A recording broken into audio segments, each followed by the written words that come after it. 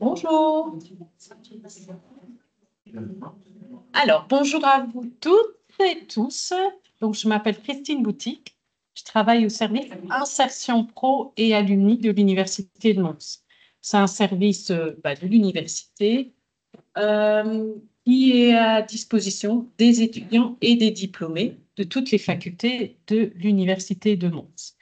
Et notre mission, on va dire, c'est de proposer des conseils, des informations, des outils pour vous accompagner en insertion professionnelle.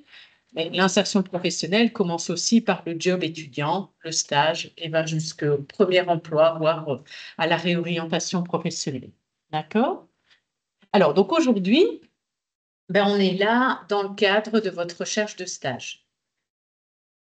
Et donc, je vais essayer de vous donner tous les conseils et les informations pour vous préparer au mieux, pour attirer l'attention du recruteur. D'accord? Alors, donc, l'objectif aujourd'hui, c'est la lettre de motivation et l'entretien d'embauche. Ce que je vais quand même faire, parce que ça a une importance, c'est de repartir quand même sur le CV. Donc, je vais partir sur un CV qui est déjà fait, qui n'est pas nécessairement pour un candidat en sciences psychologiques et sciences de l'éducation, mais au moins ça donne un petit peu le cadre dans lequel votre CV doit être fait. Donc, je fais ça.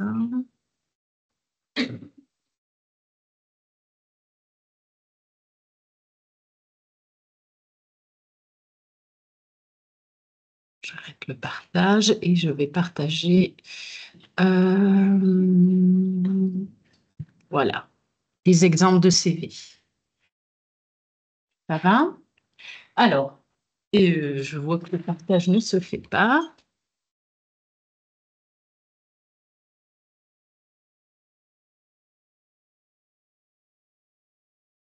OK, voilà.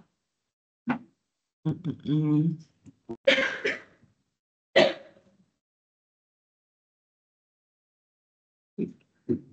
Arrêtez le partage. Donc là, on est sur arrêter le partage de tout et on recommence. Voilà. Alors, je vais regarder. Donc, un CV, dans toutes les facultés, je rencontre des étudiants et des diplômés qui me montrent leur CV. La plupart du temps, les CV sont faits via des sites, le Canva, etc., avec double colonne et puis des choses un peu artistiques. Quand on cherche un job étudiant, disons que ça ne pose pas vraiment de problème. Un stage, peut-être un peu moins, mais un emploi, ça pose des problèmes. Pourquoi? Il faut savoir qu'un recruteur reçoit 20, 50, voire 100 CV. Il passe sur chaque CV, en tout cas la première lecture, 3 secondes. 3 secondes, ce n'est pas beaucoup. Donc, il doit trouver très vite des informations essentielles dans le cadre de son recrutement. Et donc, le mieux pour le recruteur, c'est que le CV ait plus ou moins la même forme pour avoir plus facile à lire et peut-être dans les 3 secondes, ne pas perdre du temps à chercher l'information qu'il cherche, mais à la trouver tout de suite. D'accord? Donc, ce que je vais vous montrer, c'est la manière la plus simple et euh, la plus facile à lire, je veux dire, pour le recruteur. Okay. Donc, en général, ça peut être amélioré, évidemment. En général, tout en haut, on a ses coordonnées et sa photo. À gauche, à droite, ça n'a pas d'importance. L'important, c'est que tout en haut, vous ayez vos coordonnées. Alors, ça peut être l'adresse postale, le téléphone, l'adresse email, né et votre date de naissance, oui. Et donc, voilà. Ça, c'est la première chose. Pour la photo, je pense que c'est vraiment, premièrement, une question de est-ce que vous êtes à l'aise avec votre photo et à la mettre sur votre CV? Parce que votre CV, il faut que vous puissiez le donner et pas être gêné de le donner, d'accord? Par rapport à la photo, si vous ne la mettez pas pour une question, on va dire, de discrimination, donc imaginons que vous dites, oui, mais bon, moi je suis blond aux yeux verts et ça tombe, le recruteur, il n'aime pas les blonds aux yeux verts. De toute façon, il vaut mieux qu'il vous éjecte d'office à partir des CV, que vous faites faire perdre du temps à l'entretien d'embauche et vous disent, bah, finalement, de toute façon, vous ne me plaisez pas. D'accord? Donc, la photo, si c'est une peur de discrimination, là, il ne faut vraiment pas avoir peur, il faut la mettre. Maintenant, c'est plutôt à vous, à savoir si vous êtes à l'aise avec cette photo. Cette photo, pas de photo de vacances, pas de photo où on voit avoir un verre d'alcool, de bière, de somme, n'importe, mais je veux dire, c'est une photo professionnelle. Alors, ça ne doit pas être nécessairement la photo carte d'identité où on ne sourit pas, où voilà, on est figé. Vous pouvez faire une simple photo de vous, pas besoin d'aller chez un photographe, mais voilà, avec un petit sourire et tout ça. D'accord? Alors, la deuxième partie, c'est le titre. Alors, le titre, bien avant, on écrivait curriculum vitae. Sauf qu'en fait, on sait que c'est un curriculum vitae. Pas besoin de le mettre. Donc, on a trois possibilités. On peut mettre, par exemple, le diplôme qu'on a. Bon, si vous êtes en tant qu'étudiant, donc vous n'allez pas postuler avec un diplôme spécifique, sauf si vous avez fait un graduat avant, enfin, un bachelier professionnalisant, etc. Mais voilà. Soit vous mettez le titre du poste de l'offre qui est sur l'offre. Donc, imaginons qu'on cherche un stagiaire psychologue clinicien pour enfants. Ben, vous pouvez mettre stage psychologue clinicien pour enfants. D'accord? Ou alors, vous mettez, on va dire, une petite phrase, c'est-à-dire à la recherche d'un stage dans le domaine de l'aide à la justice, voilà, par exemple. Donc, vous mettez ce vers quoi vous voulez aller. Donc, le secteur, le poste, etc. D'accord? Attention, que votre CV, si vous mettez, par exemple, que vous postulez de manière spontanée, et donc vous mettez à la recherche d'un stage dans le secteur de l'aide à la jeunesse, et que vous l'envoyez dans une entreprise industrielle, il faut faire vraiment attention. Donc le titre, veillez à toujours le modifier en fonction de l'offre ou de l'entreprise, de l'organisme auprès duquel vous postulez. D'accord? Alors, ensuite, on place les formations ou le parcours académique. Alors, on commence par cette partie-là. Pourquoi? Parce que vous êtes étudiant et que pour la plupart d'entre vous, vous n'avez pas eu d'expérience professionnelle de 5 ou 10 ans. Ceux qui ont une expérience professionnelle avant, à ce moment-là, à voir si c'est l'expérience qui va jouer un jeu sur la candidature ou votre formation. D'accord? Mais ici, bah, on considère que c'est la formation, puisque vous cherchez un stage dans le cadre de votre formation, donc c'est la formation qui est importante. Et donc, vous allez mettre le mois, l'année, jusqu'au mois, année, puisqu'il est en cours, vous mettez master en sciences psychologiques, vous pouvez mettre la spécialisation et puis vous mettez la faculté, université de Lens. D'accord? Alors, je ne sais plus si vous êtes en bac 3 ou en master 1. Bac 3, tous, pratiquement? Non? Bon, il y a un peu des deux. Donc, évidemment, ici, si vous avez ce que vous pouvez faire, c'est, étant donné que votre recherche de stage, elle est par rapport au bac 3, si vous êtes en bac 3, vous pouvez mettre bachelier, sciences psychologiques, etc. Tout dépend où vous en êtes au niveau de vos études. D'accord? Attention, ne vous mettez pas l'année de la fin de votre master si vous parlez du bachelier. Vous mettez la fin. Voilà. Et alors, pour ceux qui auraient fait par exemple un Erasmus, vous pouvez le noter. Vous pouvez le noter dans les spécialisations. Pour ceux qui auraient fait une autre formation avant, voilà, vous notez. Alors, ici, de toute façon, c'est des stages, donc il n'y a pas encore de mémoire. Mais si, par exemple, vous avez dû déjà faire des travaux, des gros travaux, vous pourriez très bien mettre en dessous de la master qui est en cours, le titre des travaux que vous avez fait. D'accord? Alors, on continue. L'expérience professionnelle. Alors, évidemment, pour la plupart d'entre vous, vous n'avez pas encore d'expérience professionnelle, à part peut-être des jobs étudiants ou un stage si vous êtes en train de postuler pour un deuxième stage. Parce que je crois qu'en psycho, il y en a deux. Hein. Donc, voilà.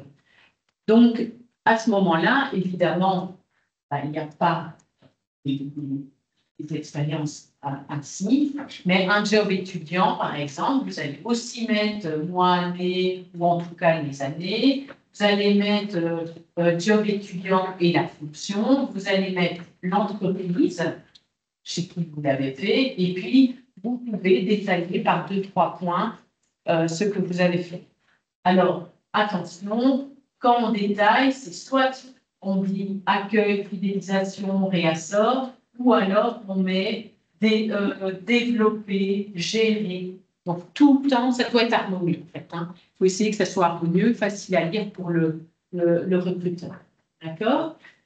Si vous avez déjà fait un stage, vous mettez les mois années, vous mettez stagiaire, ce que vous avez fait. Si par exemple c'est un stage de psychologie clinique, stagiaire, psychologie clinique, centre des marronniers à tourner, et puis vous mettez 2-3 points avec ce que vous avez fait. Alors, ensuite, on parle des compétences linguistiques et informatiques. Donc, linguistique, toujours mettre en premier la langue maternelle. Donc, pour la plupart d'entre vous, c'est le français, langue maternelle. Et puis après, vous mettez les autres langues dans lesquelles vous avez un niveau. Ça peut être un niveau A1, A2 ou un niveau B1, etc. Donc, toujours mettre le niveau du cadre européen de référence pour les langues. D'accord? Si par exemple, vous avez fait un test et que vous avez une attestation, une certification comme quoi vous êtes en italien, européen, B2, etc., vous pouvez très bien mettre à côté certificat, un tel, comme ça, et la date peut-être. Comme ça, il voit que ça a été certifié ou attesté. Au niveau informatique, là, on a mis Microsoft Office. Alors, il faut avouer que vous êtes jeune, donc vous avez, vous, connu l'informatique pratiquement dès le début. Donc, vous, théoriquement, en Word, Excel, c'est pas nécessairement que vous êtes doué, mais vous savez y travailler. Et surtout, pendant vos études, j'imagine que vous l'utilisez. Donc, c'est vrai qu'en général, ce qui est logique, on ne met pas. Maintenant, ça, c'est pas un inconvénient de le mettre quand même. Mais par contre, si vous avez utilisé dans le cadre de vos études ou de stages des logiciels spécifiques de statistiques, d'enquête, etc., n'hésitez pas à le mettre. D'accord? Donc, par exemple, c'est application de banque pour cette personne-là. Et vous, évidemment, ça ne serait pas bien qu'une application de banque, ça dépend si vous avez fait un job étudiant là-dedans, mais disons, ça n'aura aucun sens pour le recruteur. Enfin, ça ne l'intéresse pas dans votre cas. Et puis après, on a les centres d'intérêt. Alors, les centres d'intérêt, beaucoup mettent, et je ne vais pas vous jeter la pierre parce que quand il y a 30 ans, je postulais sur LinkedIn de la même manière, mais on n'avait pas tous les conseils que vous donnez maintenant.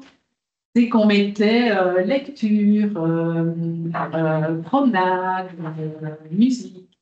Sauf que ça, si on le prend tel quel comme ça, tout le monde écoute de la musique à un moment ou à un autre, tout le monde lit, tout le monde se promène peut-être à un moment donné, peut-être dans les centres commerciaux ou dans la nature, donc tout le monde le fait. Donc, ça n'a pas beaucoup d'intérêt en fait. Donc, il faut développer vos centres d'intérêt. C'est-à-dire que si, par exemple, vous faites beaucoup d'activités physiques, vous courez, vous faites de la course à pied, mais vous le faites régulièrement. Je veux dire, ce n'est pas une fois tous les 15 jours. Une fois tous les 15 jours, vous laissez là. Mais si, par exemple, toutes les semaines, vous courez, vous faites de la course à pied dans un phalange spécifique, là, mettez-le. Parce que ça veut dire que finalement, vous avez une activité régulière, vous faites en plus un challenge, donc vous essayez de peut-être améliorer votre temps, ou de rester en forme et voilà, d'avoir un classement de vos performances, etc. Si par exemple vous jouez au foot entre amis une fois tous les jours, ça n'a pas beaucoup d'importance. Mais si vous jouez au foot dans une équipe, peut-être un club, et que toutes les semaines vous vous entraînez, vous faites des matchs, etc., même des matchs amateurs, on n'a pas besoin d'être dans du professionnel, du sport professionnel, mais là, à ce moment-là, là aussi, il y a une récurrence, vous faites partie d'un club, d'une équipe, en plus peut-être que vous êtes capitaine d'une équipe, donc ça donne aussi l'idée que vous gérez, que vous coordonnez votre équipe, etc.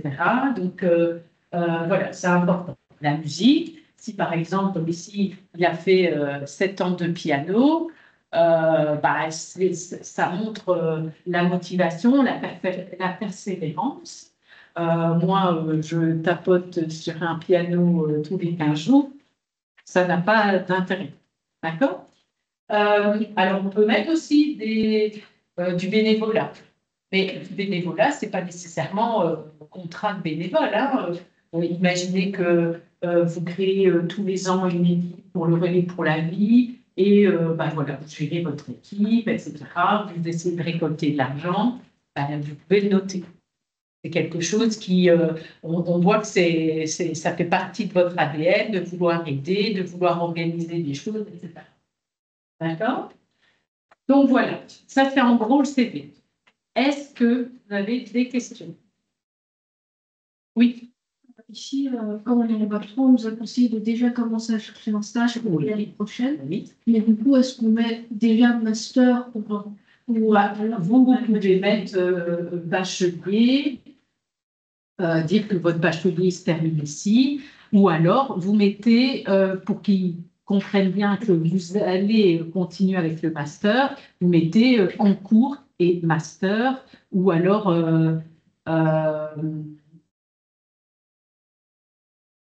je pense que ce qui serait mieux, c'est de mettre bachelier en cours. Et vous, par exemple, dans l'année de motivation, vous mettez que vous recherchez un stage pour votre première année de master qui commencera en 2000. Ok, ça va? Merci. Est-ce qu'il y a d'autres questions? Alors, pour info, si vous voulez une relecture de votre CV, je peux le faire. Je ne le ferai pas nécessairement aujourd'hui. On prend un rendez-vous ensemble. Vous pouvez venir seul, à 2, à 3, pas beaucoup plus, parce que sinon, je ne sais pas relire tous les CV de tout le monde. Voilà. Mais il y a moyen de prendre un rendez-vous avec notre service pour une relecture de CV si vous le souhaitez. D'accord? Alors, j'arrête le partage ici. Et on va commencer la lettre de motivation.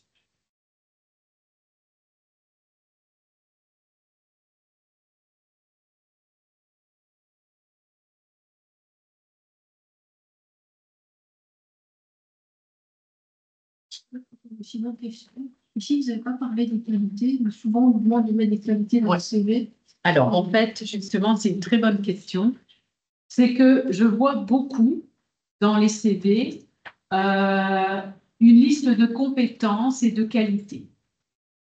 Alors, je sais que certains recruteurs aiment bien, mais la majorité et de toute façon, le CV, c'est comme ça doit être vu comme ça, c'est ce que vous avez fait. Ce que vous faites, ce que vous avez fait, ce que vous avez appris. Et c'est de toutes ces informations-là que le recruteur va se dire, tiens, cette personne-là, bon, déjà, elle est en sciences psychologiques. Ah, ben, elle a étudié la psychologie, la neuropsychologie. Elle a des notions, en tout cas, neuropsychologie. Tiens, elle a fait, elle est capitaine d'équipe, donc elle aime bien, elle sait gérer un groupe. Tiens, elle fait du bénévolat dans des organismes caritatifs. Ah ben, c'est qu'elle a quand même de la bienveillance. Peut-être qu'elle fait, elle participe, enfin, elle fait elle travaille dans un call center pour les personnes violentées. Eh bien, c'est qu'elle a de l'empathie, elle est à l'écoute, etc. En fait, toutes les qualités et les compétences sur un CV, ça ne doit pas être indiqué tel quel. C'est le recruteur qui se doute de ce que vous avez comme qualité et compétences.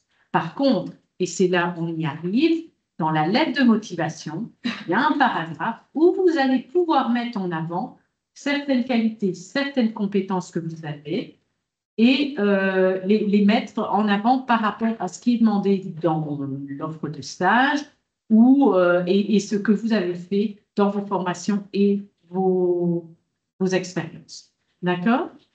Et alors, normalement, dans un CV, on ne met pas de petits paragraphes où on met je suis en bac 3, je suis à la recherche d'un stage, etc. Enfin, voilà, c'est en gros, on ne met pas de paragraphe parce que ça fait partie de la lettre de motivation. En fait, quand je vois ça, moi, j'ai l'impression qu'on veut réduire le CV et la lettre de motivation, on va dire, traditionnelle, en un seul document. Sauf que chaque document, chaque CV, chaque lettre de motivation, ils ont un rôle. Et ces rôles, il faut leur laisser. Et c'est important pour le recruteur. D'accord? Donc voilà. Je vais passer. Donc ça, c'était pour le curriculum vitae. Donc comme j'ai mis, le CV doit simplement donner l'eau à la bouche pour que le recruteur ait envie de vous rencontrer. D'accord? Que la lettre de motivation, elle va compléter. Oui. Oui. Oui, alors c'est pas jusqu'au jour même. Hein, donc, imaginons que vous l'avez commencé le 15 octobre et que vous finissez le 30 octobre 2024. Si vous mettez octobre 2024, c'est bon. Il n'y a pas besoin d'avoir des dates précises, en fait. Allez, pas de souci. Donc, je disais, la lettre de motivation, elle complète le CV et elle fait vraiment le lien entre l'entreprise, le poste et vous. Alors, le poste, on parle ici, dans ce cas-ci, de poste de stage. Alors, la lettre de motivation, alors, première chose, elle doit être adressée à la bonne personne. Donc, comment savoir que c'est la bonne personne? Si vous postulez sur une offre de stage, en général, il y a la personne à qui il faut postuler, à qui il faut envoyer le dossier de candidature. Donc, faites bien attention à l'orthographe, à voir si c'est une madame, un monsieur, voir s'il y a peut-être sa fonction, et vous adresserez la lettre de motivation et votre dossier à cette personne-là. Si vous postulez de manière spontanée, peut-être qu'en regardant sur le site de l'entreprise, vous allez trouver les coordonnées de soit la direction RH, la directrice ou le directeur RH, soit peut-être du responsable, des psychologues ou des... je ne sais pas s'il y a des sciences de l'éducation ici, en fait, mais... La psycho. Donc, voilà, vous pouvez trouver éventuellement sur le site de l'entreprise. Si vous ne trouvez pas, eh bien, vous l'adressez simplement à la direction des ressources humaines. Voilà, d'accord? Alors, donc comme je disais, le CV, la lettre de motivation est vraiment différente du CV, c'est vraiment une plus-value. Les paragraphes, bah, il ne faut pas non plus faire de la littérature de 3 pages, d'accord? Théoriquement, on va dire en un A4 recto, ça devrait aller, comme le CV. Maintenant, si certains d'entre vous préfèrent écrire leur lettre de motivation à la main, bah, ça peut parfois prendre un recto verso parce que l'écriture manuscrite elle est plus grande, elle prend plus d'espace que écrit à l'ordinateur. Alors, texte justifié, gauche-droite, ça se fait. Il n'y a pas vraiment, ça ne va pas changer grand-chose de le faire ou pas. Attention que si vous le faites par ordinateur, la police, elle doit être lisible et taille de caractère suffisante. Je sais que parfois, il y a des caractères des polices un peu comme si on écrivait manuellement, mais ça n'a pas la même visibilité que vraiment l'écriture manuscrite. Donc, évitez. Vaut mieux des caractères traditionnels, simples, pour que le recruteur, quand il lit votre lettre, il ait tout compris et il ne se pose pas la question de tiens, ce mot, c'était quoi? Je n'ai pas compris. Donc voilà. Aucune faute. Alors, bah, ça a l'air bête, mais essayez de relire plusieurs fois, que ce soit le CV, la lettre de motivation, pour vérifier les CV les fautes d'orthographe, fautes grammaticales, etc. N'hésitez pas à demander à quelqu'un d'autre de la lire, que ce soit vos parents, des amis, des personnes avec qui vous avez un bon contact et que vous savez que son orthographe est impeccable. N'hésitez pas, parce que de toute façon, même celui qui a une bonne orthographe, il peut parfois laisser une faute. Ça arrive, donc il faut vraiment éviter. C'est-à-dire que s'il y en a une sur la lettre entière, c'est pas très grave, mais s'il y en a 10 à chaque paragraphe, c'est pas top en fait. Alors, il y aura la formule de politesse et évidemment le niveau de langage professionnel. D'accord? Donc, vous ne parlez pas à un ami, vous parlez à un recruteur, même si peut-être vous le connaissez, tout le temps avoir cette distance du professionnel pour que si jamais votre lettre, bon, ok, vous l'adressez peut-être à quelqu'un que vous connaissez, vous avez envie de parler un peu plus de manière familière, sauf que votre lettre, peut-être qu'elle va être transmise peut-être à un directeur de département et lui, il ne vous connaît pas. Donc, autant faire quelque chose de professionnel. Alors, la lettre de motivation, je vais vous expliquer un peu et après je vous montrerai des exemples. Hein, d'accord? Donc, il y a en général 3 paragraphes. Le premier, c'est dédié à l'entreprise. Donc, comme j'expliquais, quand vous postulez, que ce soit une offre définie ou de manière spontanée, il faut toujours vous renseigner sur l'entreprise dans laquelle vous postulez. Alors, le mieux, c'est d'aller sur le site Internet. Je pense que pratiquement toutes les entreprises et toutes les organisations ont un site Internet. En général, ils parlent de leur mission, ils parlent de peut-être les lieux où ils sont situés, où ils ont des filiales, où ils ont des sites. Ils parlent aussi en général de leurs valeurs, de tout ce qui leur tient à cœur au niveau de l'entreprise. Donc, à partir de ce moment-là, en fait, ce que vous allez montrer dans le premier paragraphe, c'est que vous savez à qui vous postulez, chez qui vous postulez et pour quel poste. D'accord? Donc, si vous avez une offre, aussi bien lire l'offre, savoir ce qu'on cherche. Et donc, on va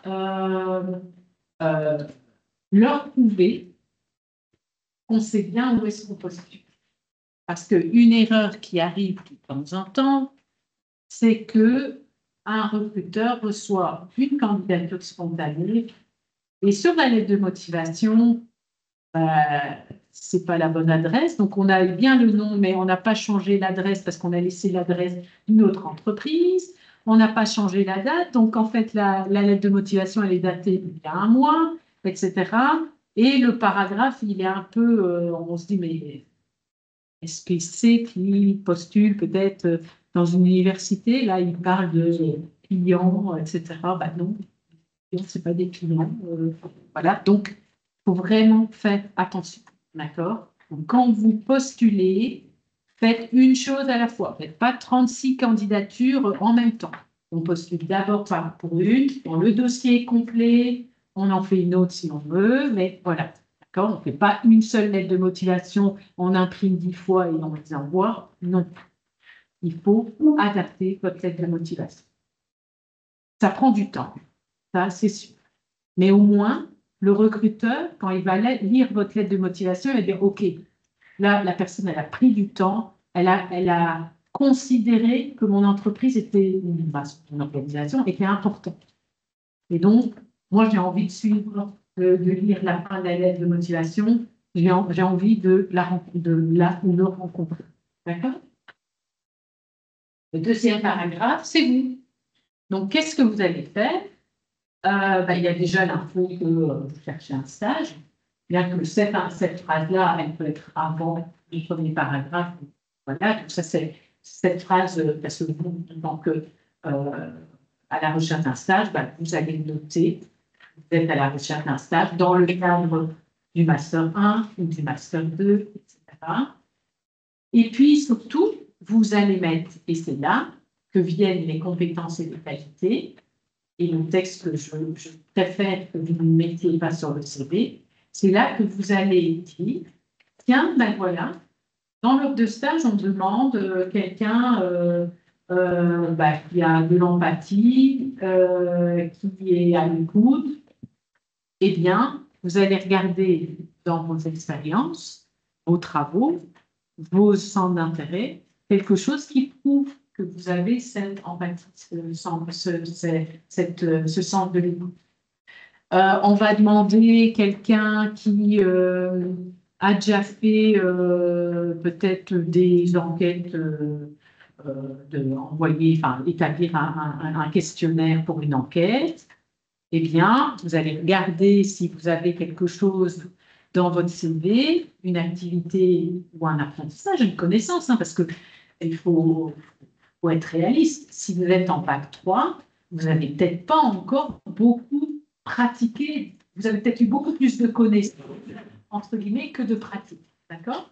Donc, il suffit à ce moment-là de dire, ah, mais lors du cours intitulé un tel, j'ai eu des notions sur la manière de faire une enquête par mail, une enquête par téléphone.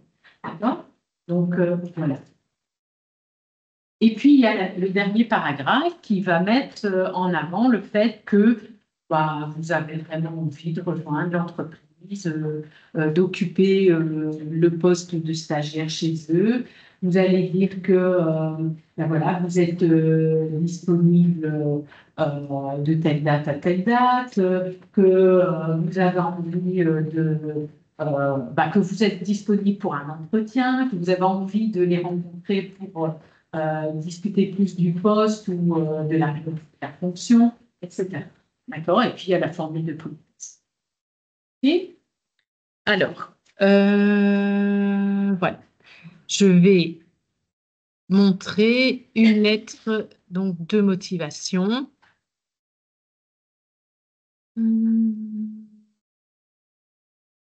Ici.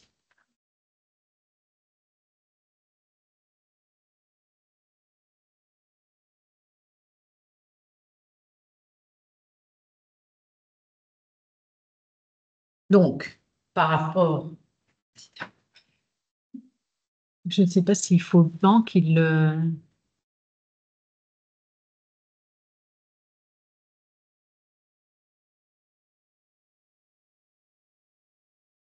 Hein?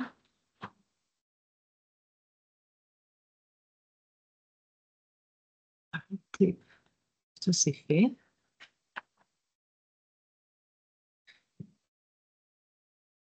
Et on repartage ici. Voilà. Donc, une lettre, je sais qu'on utilise mail. et pas nécessairement beaucoup de lettres courrier. Donc, vous redonnez un peu la manière dont on fait une lettre. Donc, évidemment, il y a deux choses. Dans la lettre de motivation, parfois, on l'envoie par mail. Alors, soit, en fonction de ce qui est demandé, soit on fait la lettre de motivation comme ça, on la met en PDF et on joint un autre mail, ou alors, le corps de la lettre de motivation, vous le mettez dans le corps de votre mail. Comme ça, ils reçoivent le mail et ils voient tout de suite votre lettre de motivation et ils n'ont plus qu'à cliquer sur le CV. D'accord? Si vous envoyez, ce que j'ai déjà vu, c'est pas trop conseillé. Vous envoyez le mail et vous mettez Madame, voici mon dossier de candidature. Point. Christine Boutique. C'est pas très top. On n'a pas trop envie d'aller le voir. On va le faire, mais voilà. Je pense que le mieux, si vous le renvoyez tout par lettre de motivation, par mail, pardon, c'est plutôt de mettre dans le mail, le corps du mail, le corps de la lettre de motivation. D'accord? Par contre, il y a des applications, enfin des entreprises qui utilisent leur site où on doit simplement joindre, enfin télécharger son CV, sa lettre de motivation. Bah, alors la lettre de motivation, elle sera comme ça. D'accord? Alors donc, en haut, à gauche, toujours au coordonnées. Là, il n'y a pas le choix entre droite et gauche. Hein. C'est pas moi qui l'ai inventé, c'est la société d'une lettre d'accord? Votre adresse complète et éventuellement votre téléphone portable. En dessous, à droite, le nom de l'entreprise, de l'organisation, la personne à qui vous l'adressez, donc de nouveau, soit vous avez le nom de la personne et vous mettez bien le nom, vous orthographiez bien son nom, vous mettez éventuellement sa fonction, ou alors vous mettez à l'attention de la direction des ressources humaines, voilà, et vous mettez l'adresse. Puis, le lieu, la date, si vous êtes de nom, vous mettez le, et puis on met l'objet. Dans un mail, l'objet, c'est l'objet du mail, hein, rajoutez pas ça dans le corps du mail. Donc l'objet, soit c'est candidature spontanée pour un stage de psychologue clinicien au sein du centre des Marronniers, par exemple, ou offre de stage numéro 1 tel, psychologue clinicien, en fonction de ce que vous faites, candidature spontanée ou sur base d'une offre spécifique. Alors ici, si vous avez le nom de la personne, vraiment, vous connaissez le nom de la personne, et que c'est une madame, vous ne mettez pas monsieur. Vous mettez madame Dupont, éventuellement directrice RH. Si c'est à l'attention d'un service, parce que vous ne connaissez pas l'identité exacte, d'ailleurs, vous mettez madame monsieur. OK? Alors.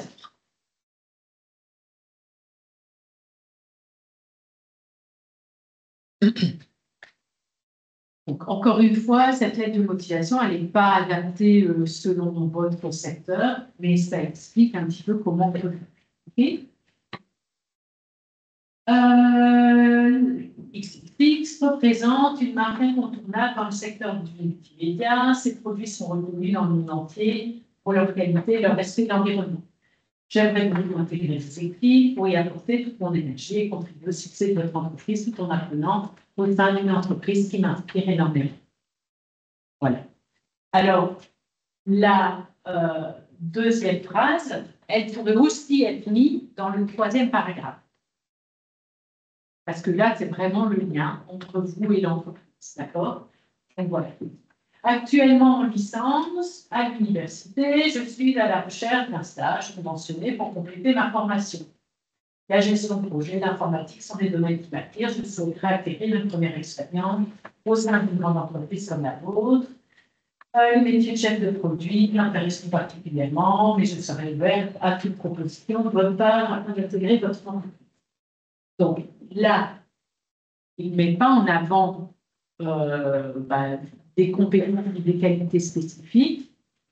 en fonction de l'offre, puisque c'est une candidature spontanée.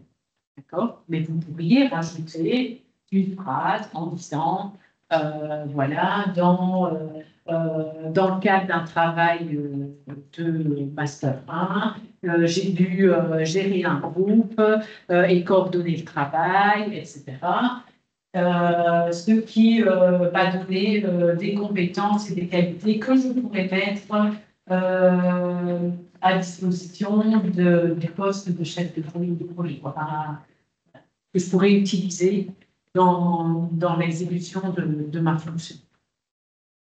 Et puis après, je vous remercie de l'attention que vous porterez à cette demande de stage et je me tiens à votre disposition pour un entretien. Je vous prie d'agréer, etc. D'accord? Alors, normalement, j'en ai une autre.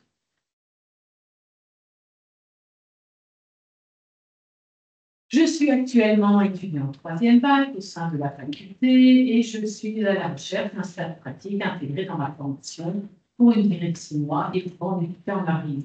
Là, voilà, comme ça, la personne sait exactement ce qu'elle cherche.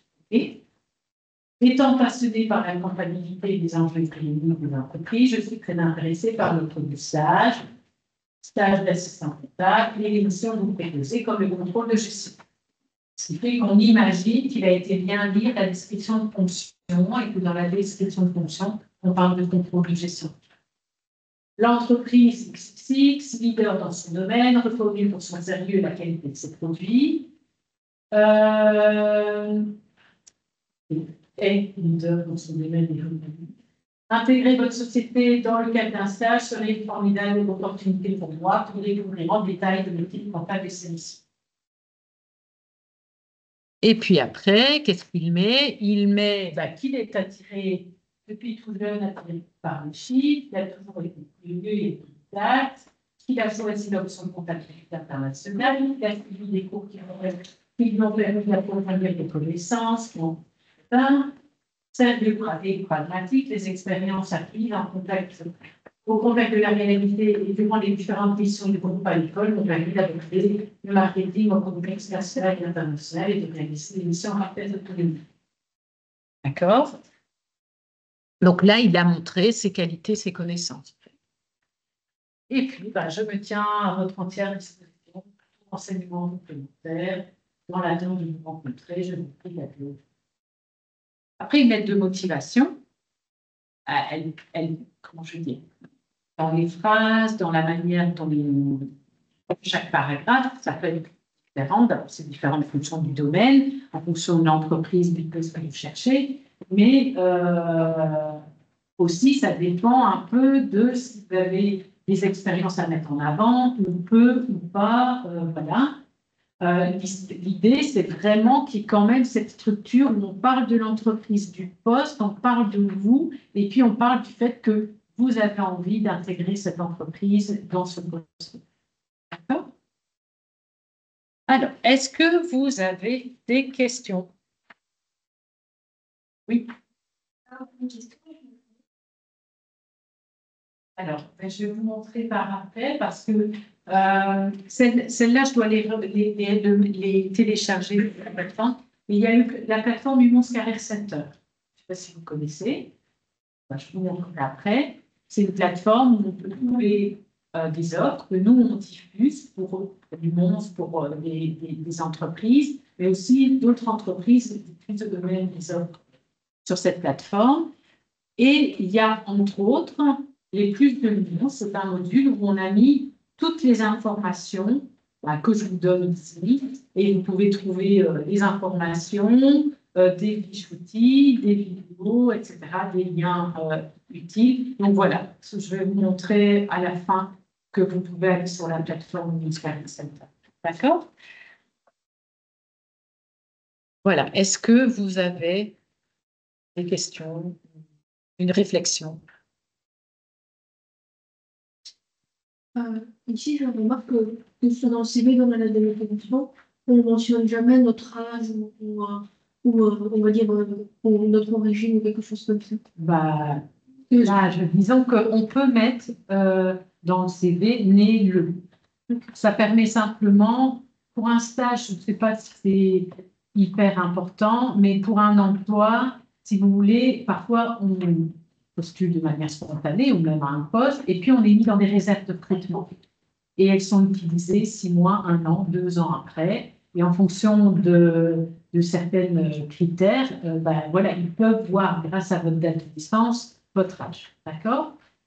Maintenant, la nationalité, bah, C'est pas pertinent. non. Avant, vous mettez beaucoup. Oui, c'est pour ça, c'est Mais bah, c'est pas pertinent. Euh, voilà. La seule chose qui pourrait avoir une pertinence, et encore, c'est plus dans un job étudiant et un emploi, parce que ça, je ne pense pas qu'on ait besoin, c'est quelqu'un qui serait de nationalité hors Union européenne et qui a besoin d'un permis de travail, une autorisation de travail pour travailler en Belgique. Mais à part ça, voilà. Euh, après, bah, si vous avez peur que ça, cette nationalité entraîne qu'ils n'aient même pas envie de vous voir en se disant oui, mais il faut un permis de travail, vous ne la mettez pas. Vous êtes pris pour l'entretien et en entretien, vous en discutez. Maintenant, nous, sinon, voilà, je pense qu'on est tellement multiculturel dans tous les pays que la nationalité, elle a plus beaucoup de sens, à part peut-être pour ce permis. Ok. Ouais. Ou alors, si ça peut avoir une pertinence, si par exemple vous postulez, je ne sais pas si ça existe, mais dans une organisation où ils viennent en aide à des personnes d'une nationalité particulière. Et que peut-être vous connaissez la langue et vous connaissez la culture, etc. Mais encore, certains ont une nationalité, je vais dire, je sais pas moi, je pense qu'on pourrait avoir une nationalité anglaise et être né en Belgique et avoir vécu tout le temps en Belgique. Les parents étant anglais, l'enfant a eu directement la nationalité anglaise, mais il n'a peut-être jamais vécu en Angleterre. Donc, voilà. Et puis la langue, bah, ça se met dans les compétences linguistiques. Donc, faut pas être, je sais pas, russe pour parler russe. Il y a peut-être des gens, des Belges qui vivent en Belgique et qui sont nés en Belgique, qui savent parler russe parce qu'ils l'ont appris. Donc, voilà. Ça va? Plus d'autres questions sur ça? Non? Donc là aussi, au niveau des lettres de motivation, je fais de la relecture aussi. D'accord? Et je sais, ça prend du temps de faire un CV et de faire une lettre de motivation. Mais à partir du moment où vous en aurez fait une, deux, vous allez voir, ça va venir. Et il y a des choses, des phrases qui reviendront, d'autres phrases qui seront un peu modifiées. Et voilà. D'accord? Alors, là, j'arrête le partage pour ceci. Et je vais partager.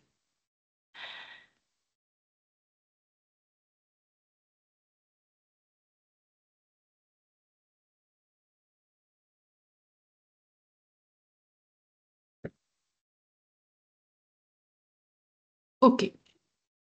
Alors, l'entretien d'embauche. Oui.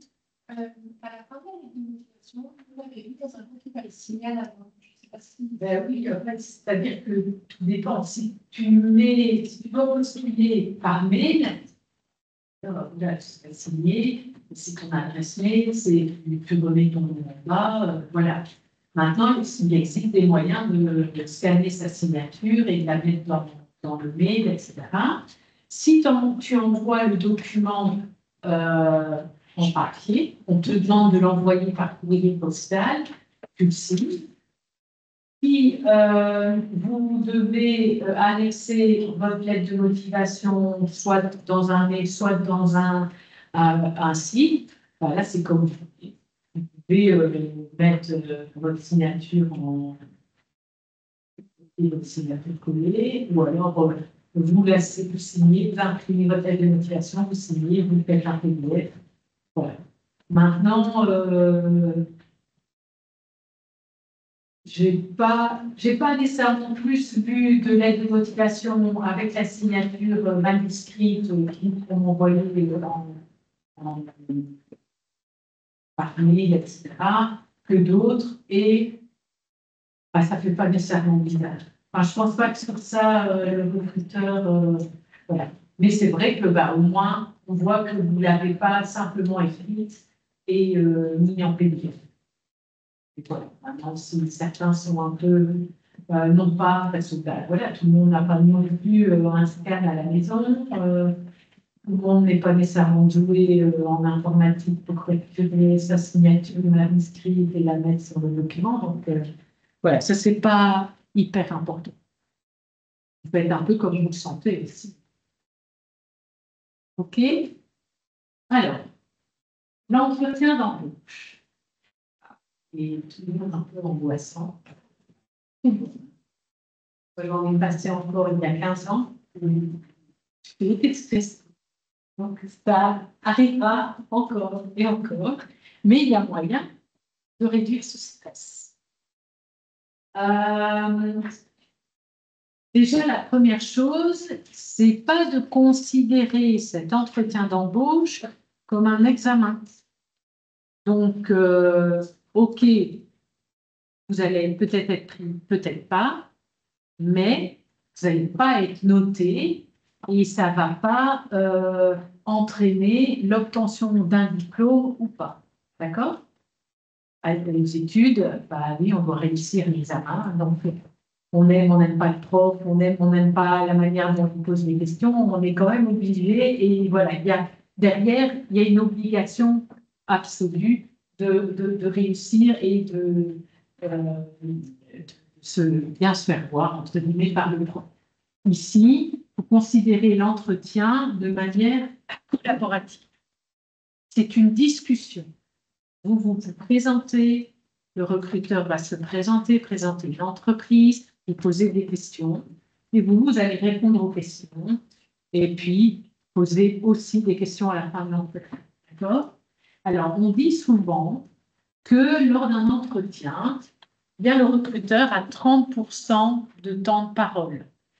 Pourquoi? Parce que l'idée, c'est quand même que vous vous présentiez et vous donniez vos motivations pour l'emploi, enfin le stage. Et donc, le candidat, lui, va avoir 70% de temps de parole. Voilà.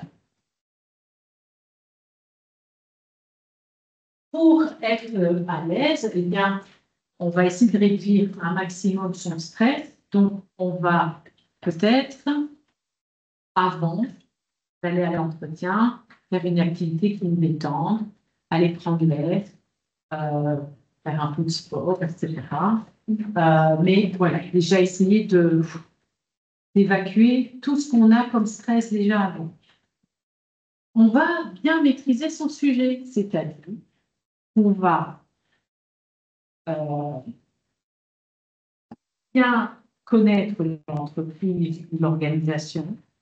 Vous y avez déjà travaillé, puisque la lettre de motivation, elle a déjà été travaillée sur base de ce que vous connaissez de l'entreprise. Ben là, vous relisez, vous allez de nouveau sur le site.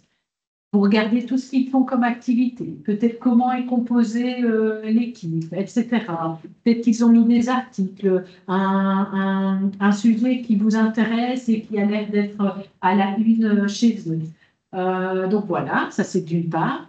D'autre part, par rapport à l'offre de stage auquel vous postulez, vous relisez attentivement l'offre pour savoir exactement ce qu'ils cherchent.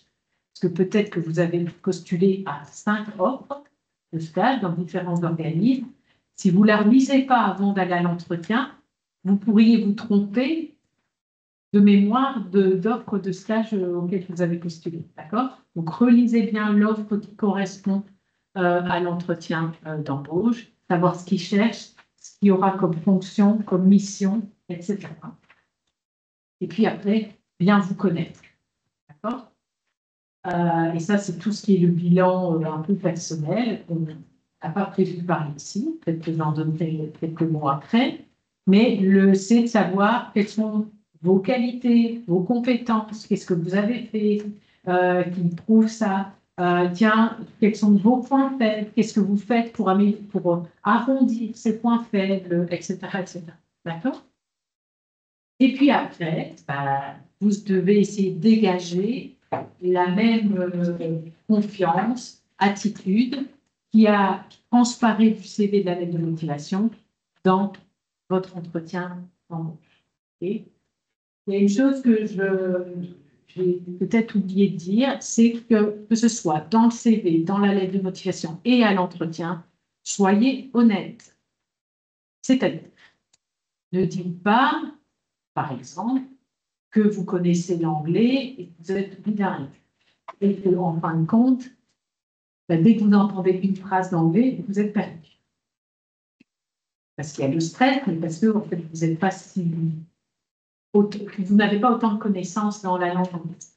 Si vous mettez ça dans le CV pour être sûr d'être vu en entretien, et vous arrivez en entretien et ils se disent « Ah, la personne elle est bilingue en anglais », et il va lui poser quelques questions en anglais. Puis vous ne savez pas répondre. Ça fait mal. Ils vont se dire, ben, ouais, s'il m'a menti pour l'anglais, est-ce qu'il ne m'a pas menti pour d'autres choses? Ça, c'est pas top. C'est aussi, vous, votre personnalité. Ne faites pas croire dans une lettre de motivation dans votre CV que vous êtes extraverti, qu'en réalité, vous êtes introverti. Alors, il peut changer, hein, on n'est pas dans une case spécifique, mais je veux dire, il faut que la personne qui vous reçoit se dise, bah, OK, c'est bien la personne que j'ai vue dans la lettre de motivation ici. D'accord? Et donc, finalement, même s'il y a toujours la décision du recruteur, il faut bien prendre ça comme une relation gagnant-gagnant. Dites-vous aussi que cette personne, ce recruteur, même s'il ne vous prenait pas, ça peut être une relation professionnelle que vous pourrez contacter plus tard pour autre chose. Et donc, il faut prendre tout le positif de cet entretien pour plus tard. D'accord? Et puis aussi une chose, en entretien d'embauche, de manière, je veux dire, quand on postule à une offre, que ce soit de manière spontanée ou sur une offre spécifique, dites-vous que le recruteur, il ne reçoit pas que vous. En général, il reçoit plusieurs personnes, déjà plusieurs candidatures et plusieurs personnes en entretien. Et qu'il doit faire un choix. Et que peut-être les 5 personnes qu'il va voir ont les mêmes compétences, les mêmes qualités, la même formation, etc. Et qu'à un moment donné, il va devoir choisir. Et il choisit bien souvent à ce moment-là sur un peu le feeling qu'il a avec la personne. C'est quelque chose qu'on ne sait pas gérer, ça, qu'on ne sait pas créer. C'est, voilà, vous allez peut-être voir un recruteur et vous dire, j'espère qu'il ne me prendra pas parce que celui-là, je ne le supporte pas. Voilà, dès que je le vois, voilà, ou sa manière de parler, sa manière de présenter son entreprise, c'est pas les valeurs viennent. Finalement, ils sont mentis sur leur site, vous n'avez pas noté ça. Donc voilà, donc déjà, et que donc, ce n'est pas parce que vous n'avez pas que le recrutement n'est pas positif pour vous que vous êtes nul. Hein. Il ne faut pas vous flageller en vous disant ah, j'ai raté mon entretien. Là, l'entretien, évidemment, il y a toujours peut-être des choses qu'on peut améliorer, mais il n'y a pas, je veux dire, c'est pas, ça ne tient pas qu'à vous nécessairement. Donc, il faut pas, faut aller en vous disant, ben voilà, je vais avec, je me mets à 120% dans cet entretien, je me présente au mieux, voilà, je fais ce qu'il faut, je réponds correctement, j'essaye de répondre correctement aux questions, etc. Et puis après, on verra. Et ben, si c'est positif, youpi. Si c'est négatif, alors à ce moment-là, on va se poser des questions et on peut même recontacter plus tard le recruteur pour demander, tiens, qu'est-ce qui a fait que ma candidature n'a pas été choisie? Est-ce qu'il y a quelque chose de particulier que vous me conseillerez de faire? Certains vont vous répondre gentiment, d'autres vont vous envoyer promener, mais c'est d'accord? Bon, voilà. Alors, les codes à adopter en entretien d'embauche. Il y a tout ce qui est apparence. En fait, vous allez voir apparence gestuelle, ponctualité, la communication par la suite. En fait, il faut considérer que le recruteur, il va vous voir et ces 5 sens vont être ouverts et vont vous scanner. D'accord? Et donc, c'est pour ça que il y a des choses plus physiques, il y a des choses plus dans la communication qui vont être mises en avant. L'apparence, apparence soignée. Hein, en fait, il faut vous dire que vous devez vous présenter à l'entretien en montrant tout le respect que vous avez pour la personne qui va vous recevoir et qui va prendre du temps pour vous écouter. D'accord? Comme cette personne, théoriquement, devrait aussi faire attention à son apparence pour vous montrer le respect qu'il a pour vous. D'accord? Ça doit être dans les deux sens. Alors évidemment, vous n'allez pas aller voir comment le recruteur va vous recevoir, s'il va être bien soigné, et dire il est mal soigné, je me soigne mal. Non. Faites l'effort, soignez-vous bien, ayez une apparence correcte. Voilà. Donc, il y a moyen parfois de voir le dress code d'entreprise. Alors, en psychologie, je ne sais pas s'il y en a un spécialement dans les entreprises. En général, la personne qui reçoit, elle est bien habillée, mais pas non plus en costume, en général, enfin, je pense. En fait, aussi, tout dépend du publicité. Si vous êtes avec des enfants, vous n'allez pas venir avec chemise, cravate, etc.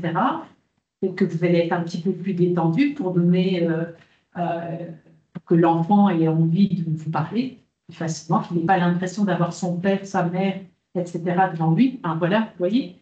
Donc, il faut regarder un peu le dress code d'entreprise et dans votre cas aussi, la manière dont la fonction de psychologue va être effectuée au sein de l'organisation d'entreprise.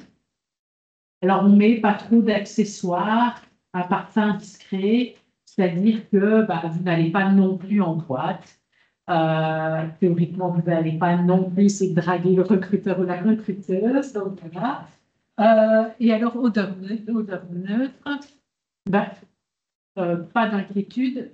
Tout le monde, un jour ou un autre, a une transpiration ou une haleine qui ne sentait pas super bon.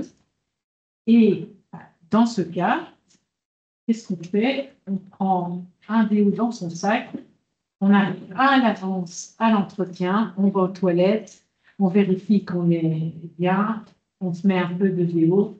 Voilà. C'est plus aussi, évidemment, le recruteur, il va être peut-être mal à l'aise pour vous, mais c'est vous aussi pour être bien à l'aise. Parce que si vous sentez, si vous constatez que vous avez une transpiration qui sent fort ou une haleine qui sent fort, vous serez mal à l'aise vous-même pour vous présenter face au recruteur ou à la recruteuse. Alors, tout ce qui est gestuel, il faut avoir une démarche et une allure confiante. Alors, pas comme si vous étiez patron, mais pas non plus comme si vous alliez visiter touriste, d'accord? Une allure confiante. Vous savez ce que vous faites ici, vous savez que vous allez vous présenter, vous savez ce que vous avez comme compétences, qualité, et vous y allez, d'accord? Posture bien droite, donc ne soyez pas... Et là, ça fait partie de tout. Hein.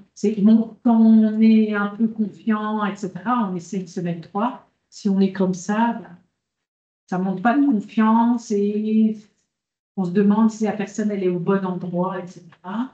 Pas croiser, elle vous dire j'attends ce que tu as décidé, non, quoi. Pas trop d'assurance, pas trop de gestes. Après, je sais bien, quand on parle, naturellement, il y a des gestes qui viennent. Voilà. Il ne faut pas vous inquiéter. La seule chose, c'est essayer de vous dire, je vais essayer de rester calme, de tenir mes mains comme ça, être sur les jambes comme ça, etc. Voilà. Et puis, un contact visuel. C'est-à-dire que le recruteur arrive, si vous faites « oui, bonjour », si vous voyez « bonjour », voilà, on s'est regardé dans les yeux, simple, et ça ne doit pas durer 5 minutes, hein, c'est quelques secondes pour montrer que vous voyez, etc. D'accord? Alors, tout ce qui est ponctualité, courtoisie, évidemment. Vous arrivez 5-10 minutes à l'avance, d'une part, pour être sûr de ne pas arriver en retard. D'autre part, vous avez le temps, même arriver un peu plus en avance, vous avez le temps de passer aux toilettes, de réfléchir, etc. Parce que vous avez besoin de faire pour vous sentir à l'aise au moment de l'entretien. Ça permet aussi d'avoir le temps d'arriver dans l'entreprise, de trouver la porte d'entrée de l'entreprise, de trouver la personne ou la salle dans laquelle vous devez aller. Et puis, aussi, n'oubliez pas de prendre toujours un peu de délai.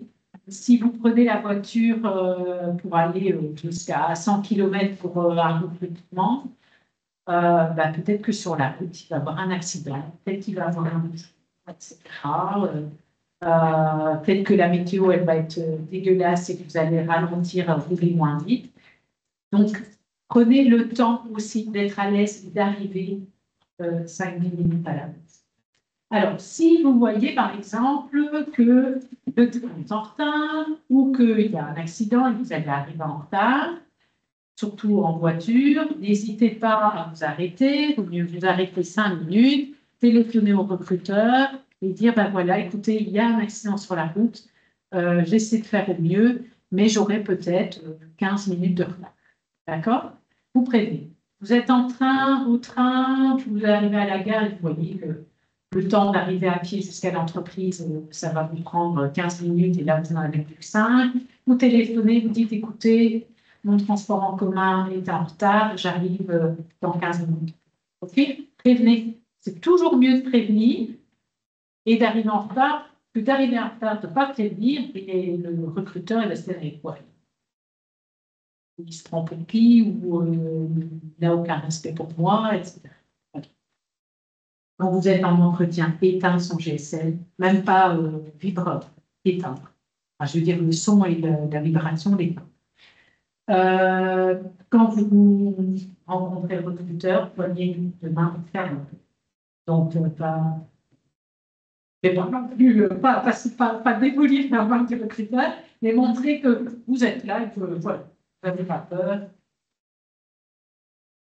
Sourire franc, c'est ce qu'on et établir le contact. Donc, montrer que voilà, vous êtes bien, vous êtes là et que vous considérez que ça va bien se passer. Et alors, une petite info, ne pas lire les notes du recruteur. Donc, le recruteur est là, il écrit une note à chaque fois que je dis quelque chose, vouloir lire ce qu'il est. D'abord, ça peut vous déstabiliser, vous pouvez ne pas comprendre, ne pas savoir lire, puis deuxièmement, c'est pas très, ça se fait pas, quoi. D'accord? Voilà.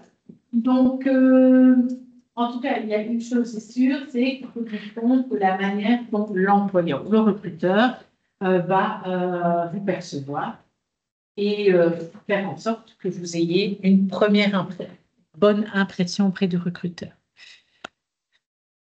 Alors, au niveau communication, vocabulaire positif et cohérent. Cohérent, on va essayer de parler cohérent et éviter peut-être de bafouiller. Ça peut arriver, hein. On peut bafouiller un peu et puis vous se reprendre. Si vous bafouillez tout au long de l'entretien, c'est un peu plus embêtant. Positif. Donc, évitez de vous critiquer ou de critiquer des personnes ou des entreprises, des organismes où vous avez été. C'est-à-dire, imaginons que le recruteur vous dit « Ah, et vous êtes à la faculté de psycho de Lyon. Qu'est-ce que vous pensez de Justine Go ?» Et là,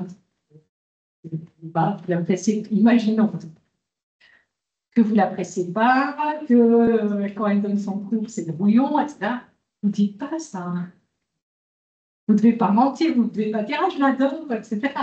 Mais vous dites voilà, c'est une bonne prof, c'est une prof qui m'a donné un cours intéressant, etc. Ou elle est devenue doyenne de la faculté. Voilà, vous évitez un peu la question. Mais jamais critiquer. Pas critiquer une entreprise, pas critiquer un collègue. encore une fois, il faut être honnête. Il ne faut pas non plus aller dans l'autre sens, dire que vous l'adorez alors que vous détestez. Mais il n'y a pas besoin de donner un avis à vous là-dessus. D'accord? Par contre, si on vous parle d'une manière de travailler, imaginons qu'il y a une procédure spécifique dans un domaine et que cette procédure, suite à un décret, a été modifiée et on vous dit ah, mais qu'est-ce que vous pensez de ces modifications? Ben là, soyez constructif et dites ça. Vous pouvez dire ben, moi, je trouve que ce décret, ben, il a modifié la procédure de telle manière. Ben, dans ce cadre-là, je trouve que ce n'est pas très positif pour le patient ou pour le psychologue, etc. Ça, il n'y a pas de souci. Au niveau des procédures, ben, simplement, faites le comparatif, faites, voilà, d'accord. Intonation claire et limitée, ben, c'est ce que je fais, hein. C'est éviter de babiller, éviter de parler. Oui, je suis Christine, je suis psychologue et je veux un stage. C'est trop monotone. La personne, elle va vous perdre. Enfin, au bout de 5 mots, c'est fini. Elle va... En fait, c'est même pas qu'elle veut pas vous écouter, c'est que ses oreilles, enfin voilà, c'est l'audition, elle va, je sais pas, elle va passer à autre chose. Donc, essayez de moduler. Dire, ah, ben, je m'appelle Christine, ben, je fais un bachelier en psycho à l'Université de Londres, je cherche un stage, etc. Voilà, comme si c'est un peu dynamique, ne pas interrompre l'interlocuteur évidemment, mais ça peut parfois arriver. Imaginez qu'il vous parle, et puis vous avez vraiment l'impression qu'il finit sa phrase, et que vous allez pouvoir dire, donner votre avis ou dire quelque chose. Vous commencez, et puis il recommence à parler. Pas d'inquiétude, vous arrêtez de parler, vous dites, ah, excusez-moi, veuillez continuer, je suis désolée de vous avoir interrompu, et puis c'est tout. Voilà, on y va. D'accord? Ça arrive, hein, il ne faut pas vous, de nouveau vous flageller. Voilà. Alors, ce que je disais aussi, c'est le dossier de candidature. Ce dossier, c'est pour vous. Et c'est pour vous permettre d'être moins stressé au moment de l'entretien. Quand on est à un entretien, quel que soit notre âge, quelle que soit la fonction, eh bien, il y a des fois, on est là, on nous dit, ah, quelles sont vos qualités? Et là, vous nous dites, OK, j'en ai établi 3, mais je ne sais plus dire que 2. La troisième, je ne sais plus. Et là, vous vous paniquez. Ah non, on ne panique pas. Justement, dans votre dossier de candidature, vous aurez écrit toutes vos qualités, tout ce que vous voulez dire en fait au recruteur. Et comme ça, si jamais la troisième qualité, vous ne savez plus, et moi j'ai un petit trou de mémoire, mais je vais me permettre de regarder dans mon dossier pour quelques secondes. Et voilà, vous savez ce que vous devez dire. Et c'est comme ça dans tout. S'ils disent ah, vous connaissez l'entreprise, ben oui, voilà, vous expliquez. Puis, est-ce que vous savez où est-ce qu'on a des sites? Et je vous dis oui, il y a là, là, et puis ah oui, mais il y a 2 autres endroits, c'est un peu particulier, mais je ne sais plus les noms. Voilà, c'est noté dans votre dossier. D'accord? Donc, c'est vraiment une preuve de votre préparation à l'entretien. C'est une preuve d'intérêt pour l'entreprise et le poste, et c'est une preuve de professionnalisme. Quand vous allez, peut-être même déjà en tant qu'étudiant et dans stage ou en emploi, aller à une réunion de travail, vous n'allez pas aller sans avoir préparé votre réunion. Vous savez de quoi on parle, vous allez peut-être avoir l'ordre du jour en papier, quelques notes, peut-être avoir imprimé un article ou une procédure particulière, et vous allez aller à la réunion comme ça. C'est pareil pour l'entreprise. Il faut vraiment considérer que c'est une réunion. Mais ouais, ça a un autre objectif. D'accord? Alors, ensuite, après, oui, peut-être que le dossier de candidature, je vais déjà le décrire parce que je pense que je ne l'ai pas noté là. Oui. Le dossier de candidature, en général, ce qu'on fait, on y met la copie de sa lettre de motivation, du CV qu'on a envoyé à l'entreprise. D'accord? On y met éventuellement l'offre de stage qu'on a imprimée. On y met le mail, par exemple, ou le courrier qu'on a reçu avec la convocation à l'entretien.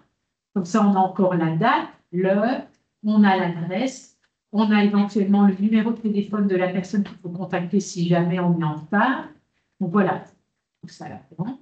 Et puis après, des feuilles manuscrites à vous, sur lesquelles vous avez écrit des informations pertinentes sur l'entreprise, des informations peut-être pertinentes sur le poste, vos qualités, vos points faibles, vos atouts, vos valeurs, vos connaissances, compétences, des choses particulières qui ont un intérêt pour le poste et l'entreprise. Voilà, d'accord?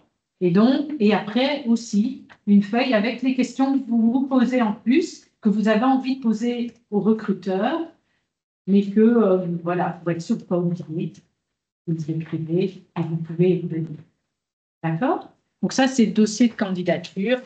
Il ne faut pas arriver avec une farde comme ça, une petite farde avec quelques feuilles volantes ou une feuille dans une farde glissière, etc. Voilà, d'accord? Alors, en entretien, la manière dont vous allez répondre aux questions, eh bien, il y a deux méthodes qu'on utilise. Alors, ces deux méthodes, il faut vous les approprier. Maintenant, il ne faut pas les apprendre par cœur. Simplement comprendre comment vous allez essayer de construire vos réponses et répondre. Donc, il y a d'une part la méthode des 5 C. En fait, c'est court, cohérent, correct, clair et concret. Donc, voilà, ça explique comment on va un peu faire. Donc, on doit aller droit au but. Donc, que des éléments importants dans notre réponse. On va structurer notre réponse. On va être honnête et positif. On va mettre en avant les points clés en utilisant des mots et des phrases compréhensibles. Et on va répondre par des faits, des situations explicites. D'accord? Voilà. Toujours essayer de, quand on parle par exemple d'une qualité, de dire, ah ben voilà, et moi, quand je dois travailler, je suis organisée. Sur mon bureau, il n'y a pratiquement rien, par mon cours, mon ordinateur, etc. Et à chaque fois que je change de cours, voilà, je mets en place, je reprends un autre, etc. Voilà, je suis organisée et j'aime bien que ce soit clair. Voilà. Ça, c'est la méthode des 5 C. Et la méthode STAR, c'est un petit peu comment, quand on vous pose une certaine question, comment vous pouvez la décortiquer. Donc, on va parler de la situation, c'est-à-dire le contexte général, les tâches à réaliser, les actions et décisions réalisées, vous pourrez réaliser, les résultats obtenus, pardon, et la réflexion, enseignement tiré de la situation. Donc, ça, c'est en deux. Et donc ça, je vais vous expliquer un peu plus en concret avec la deuxième, le slide suivant. Et donc, de nouveau, vous ne dites pas, ah oui, donc c'est STAR, c'est situation, c'est, ah oui, je vais essayer d'utiliser cette méthode-là dans ma réponse. Donc, en fait, en fin de compte, je suis sûre que quand vous allez à un examen et qu'on vous pose une question, à part si c'est une réponse avec un mot, si on vous dit dans tel contexte, qu'est-ce que vous faites? Qu'est-ce que vous allez faire? Vous allez d'abord expliquer le contexte, la situation. Vous allez dire l'objectif de ce qu'il faut faire. Qu'est-ce que vous allez mettre en place? Qu'est-ce que vous espérez comme résultat? Voilà. Et si on vous dit de présenter quelque chose que vous avez déjà réalisé, vous allez à la fin de tout ça dire, voilà, en gros, finalement, j'aurais dû faire comme ceci parce que peut-être que ça aurait amélioré mon résultat. Voilà. Okay. Donc ça, c'est la méthode STAR. Alors, ici, eh bien, c'est les questions que le recruteur peut vous poser. Donc, tout ce qui est question de présentation, donc, en général, quand il reçoit quelqu'un, il va d'abord se présenter peut-être un peu l'entreprise et l'offre qu'il de chercher. Et puis, il va dire, ben voilà, présentez-vous. Donc, en gros, c'est un peu expliquer son CV, mais pas autant de détails. Dites, Ben voilà, donc je suis en bac 3, psychologie, à la faculté de psycho de l'Université de Mons. Dans le cadre de ma première année de master, je vais devoir faire un stage. Et voilà, moi, ce que je recherche, c'est un stage dans tel domaine avec tel patient, etc. OK? Bien, présentation. Motivation. Bah, je suis motivée pour travailler dans votre organisation euh, parce que vous vous occupez d'enfants placés par le juge et moi j'ai vraiment envie d'aider ces enfants qui bah, ont un parcours de vie difficile. Voilà. OK. Après, projection dans l'avenir, bien souvent ça c'est plutôt pour un emploi, mais au cas où ils vous demandent, c'est de savoir, bah, de dire ben voilà, moi, mon objectif après mon master, ben, j'aimerais bien travailler plutôt dans ce secteur avec ces patients-là. J'aimerais bien pouvoir peut-être plus tard ouvrir un cabinet ou avec d'autres collègues et voilà. Vous voyez? Et puis vos points forts, vos points faibles, donc des qualités, on va dire mais ça peut être des compétences que vous avez développées, ça peut être, imaginez que vous postulez dans une organisation qui accueille les migrants d'Ukraine, on doit savoir parler de russe ou d'ukrainien, eh bien, ben justement, vous savez parler de ça, donc vous pouvez dire, ben voilà, en fait, vu le contexte et la fonction, eh bien, sachez que moi, je parle l'ukrainien, je parle le russe et je pourrais me débrouiller sans problème, voilà, ou je parle très bien l'anglais, et quand vous quittez. Ben, j'ai on demande quelqu'un qui est dans un call center. Ah, ben, j'ai fait un job étudiant dans un call center, donc je sais comment ça s'organise. Je sais en général comment on doit entamer une discussion avec la personne à l'autre bout du téléphone, etc. Point faible. Alors, en général, on parle de points faibles que quand on nous les demande. Il n'est pas direct. Et s'ils vous disent ah, vos défauts, alors bah, vous pouvez dire bah, donc mes points faibles. En général, les défauts, on a l'impression que c'est qu'on ne saura jamais les améliorer, enfin, qu'on ne saura jamais les réduire et que c'est catégorique et que voilà. Tandis qu'un point faible, bah, on sait toujours essayer d'arrondir. Voilà. Je suis hyper stressée, je suis quelqu'un qui est hyper nerveux. Qu'est-ce que je fais? Bah, pour essayer de réduire ce stress, cette nervosité, bah, je fais de la méditation le soir ou bah, régulièrement, chaque semaine, je vais courir 2-3 kilomètres ou je vais promener mon chien tous les jours pendant 5 kilomètres. Voilà. OK? Ou je me mets dans une pièce seule avec un peu de musique et je lis des livres. Voilà. Mon point faible, c'est au niveau orthographe, c'est pas top, mais bon, ben, voilà, je réétudie les règles de français et j'essaye de m'améliorer, j'essaye d'écrire, de faire des dictées, etc. Enfin, voilà. Vous voyez, donc toujours quand on vous demande votre point faible, ne dites pas simplement, ben, mon point faible, c'est ça, c'est oui, je sais, je suis ainsi, mais voilà, j'essaye d'améliorer ce côté-là par ceci, par cela. D'accord? La gourmandise, je ne pense pas que c'est nécessaire à dire, par exemple. Donc, sauf si à un moment donné, vous voyez que vous êtes en pleine discussion avec la personne et que là, tout d'un coup, elle a parlé de cuisine et voilà, mais sinon, pas besoin de parler vraiment de novice. Voilà. Et le plus. Donc, le plus, ça, c'est quelque chose qui pourrait vous démarquer d'un autre candidat.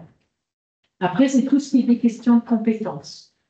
Ça peut être la communication, la prise de décision, le leadership, la gestion de stress, la gestion des conflits, des projets, des équipes, ou d'autres compétences particulières spécifiques à votre domaine de psychologie. D'accord?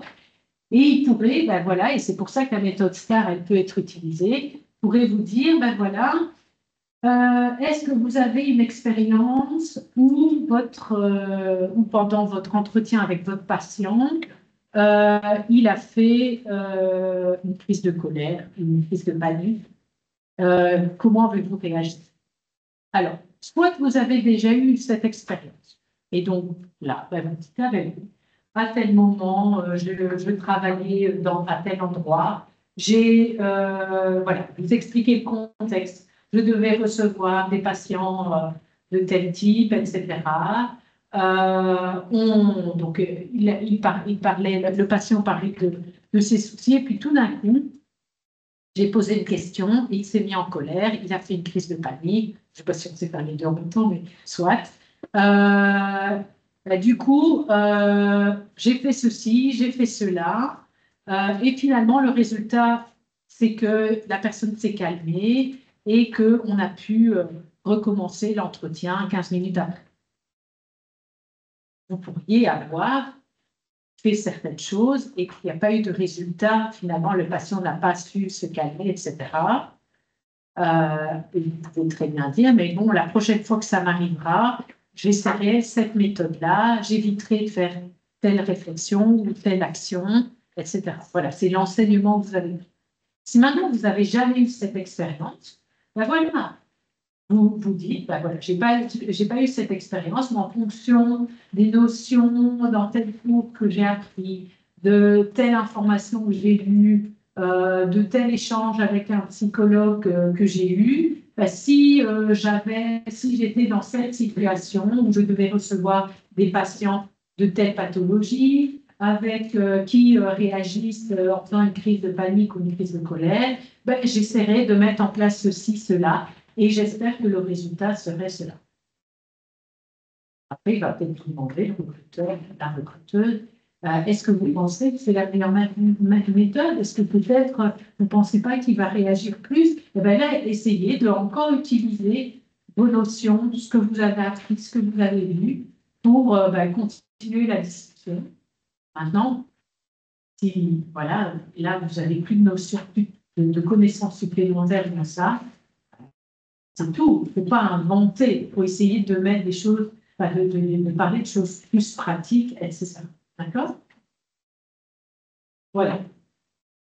Alors, je vais regarder ici. Après, c'est vos questions. Parce que finalement, OK, vous êtes là pour un entretien pour vous présenter, mais finalement, vous aussi, vous avez des questions. Ça peut être des questions sur la culture d'entreprise, sur la manière dont l'entreprise organise, par exemple, ses consultations, comment elle fait au niveau, tiens, c'est un cabinet avec 5 psychologues, tiens, et comment ça va? Est-ce que c'est un secrétariat qui prend tous les rendez-vous et qui les attribue en fonction de la pathologie, ou est-ce que chaque psychologue a son domaine, à sa gestion des rendez-vous directement, etc. Enfin, voilà. Ça peut être l'émission ou les projets, les tâches spécifiques. Donc peut-être que l'entreprise ou l'organisme a un projet qui lui tient à cœur et qu'il veut développer pour aider les autres. Et ça, peut-être que même en regardant le site de l'entreprise, de l'organisation, vous allez peut-être trouver même un article qui explique ça. Et donc, à ce moment-là, vous pouvez même dire, ah mais oui, j'ai vu sur votre site que vous souhaitiez développer tel projet, telle mission. Tiens, et en pratique, ça en est où? Est-ce que vous avez un planning, un deadline, une deadline, tout ça? Alors, ça peut être aussi, tiens, si je suis sélectionnée, comment vont se passer mes premières semaines? Qui va m'accueillir? Comment la première journée va se passer, etc. Tiens, voilà, je vais être stagiaire de tel psychologue, d'un psychologue ou d'une équipe de psychologues, voilà, que je vais suivre une personne, deux personnes. Le processus de recrutement, un stage et un processus de recrutement. Et dire, voilà, donc là, l'entretien va se terminer, mais dans combien de temps j'aurai une réponse? Est-ce que je vais l'avoir par mail, par téléphone? si imaginons qu'ils disent dans 15 jours, vous aurez une info, tiens, si dans 3 semaines, un mois, j'ai toujours pas d'info, est-ce que je peux me permettre de téléphoner et à qui puis-je retéléphoner? Donc voilà. Comme ça, ils voient aussi que, voilà, c'est pas simplement oh, l'entretien est fini, je me barre. Non, c'est essayer de montrer que, OK, vous avez eu votre entretien, mais pour lui, il y a des choses aussi importantes dans l'organisation. Et puis, pas oublier les remerciements. Donc, probablement, le recruteur, la recruteuse va vous remercier de présentation de votre plan. Mais pareil, vous dites merci de m'avoir accueilli, merci de m'avoir écouté, puis vous lui faites une poignée de main ferme et un petit sourire, et puis au revoir, etc. Donc,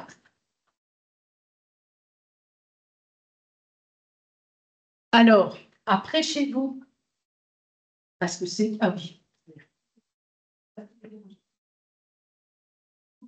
Si vous devez pas... Ah oui, oui, il n'y a pas de souci. Ah non, non, mais il n'y a pas de problème. Vous aviez prévu, pas de souci.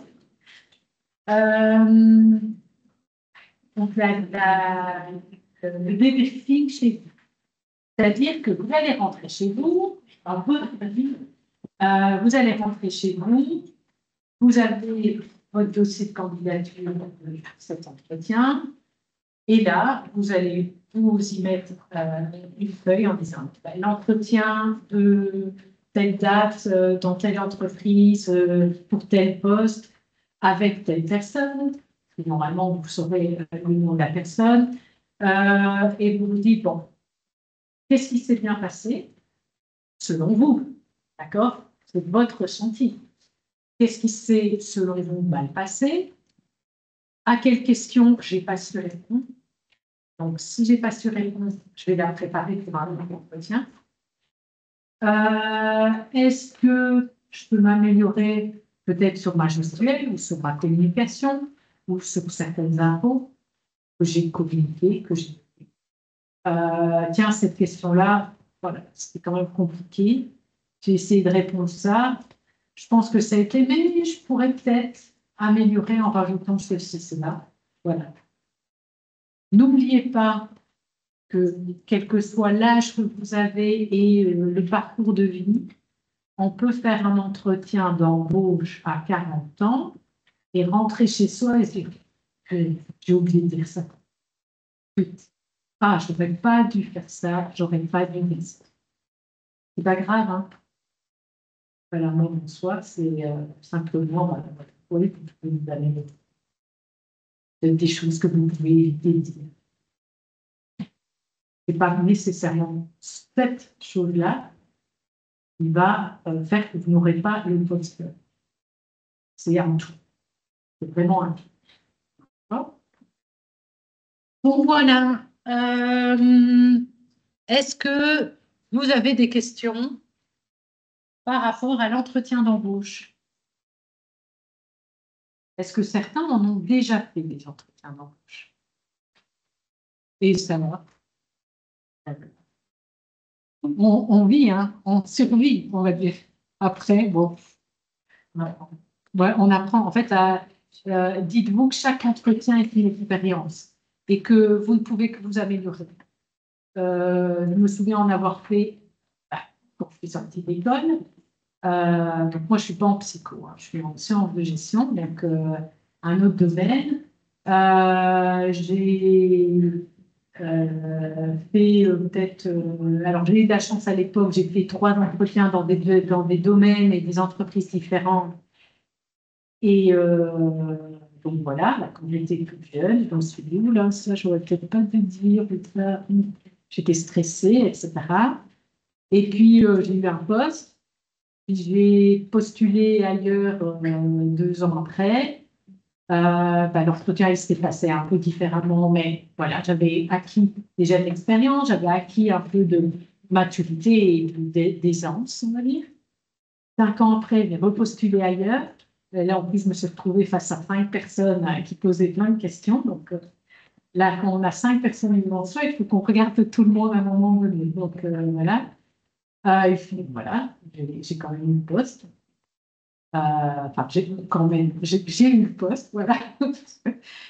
Puis après, 10, 15 ans après, j'ai repostulé dans d'autres boîtes. Donc, je ne les ai pas eu, les emplois, mais j'ai trouvé que j'étais bien.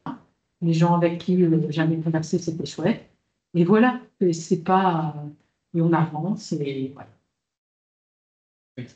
Et un stage, c'est peut-être un peu différent parce que en général, s'ils vous reçoivent dans l'entretien, c'est que quelque part, ils ont envie d'avoir un stagiaire. Voilà. Et de toute façon, quand ils vous reçoivent en entretien, ils ont déjà vu votre CV, votre lettre de motivation. Ils savent déjà plus ou moins que vous avez quand même des compétences, des qualités, des connaissances qui vous intéressent.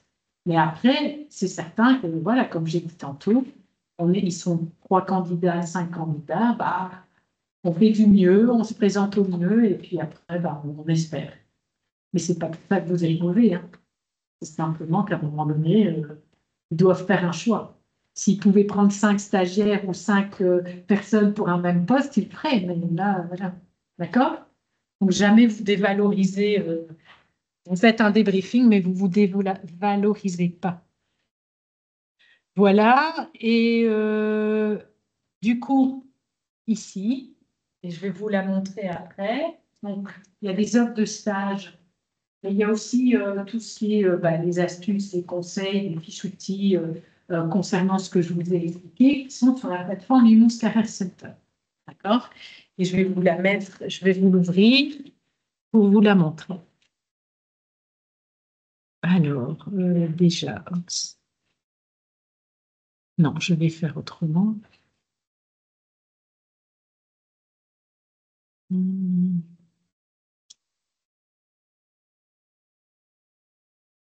Peut-être la première chose que je vais faire, je vais d'abord fermer ça, voilà.